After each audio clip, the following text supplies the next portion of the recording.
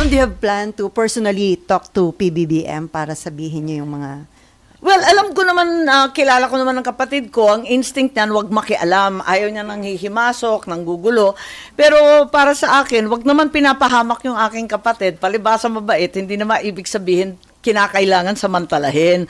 Kaya kay ES na ako nananawagan, kay DBM Amina sa ating Public Works, DBM lalo, kapag nauwi tayo sa FLR ng FLR, medyo masagwa na talagang tignan. Election year, next year, ginawa na nating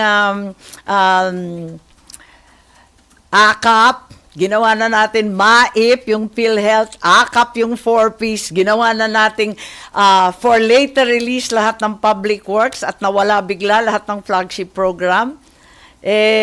Puro sa palakasan ang dating. Hindi naman maganda yun kasi talagang eleksyon na.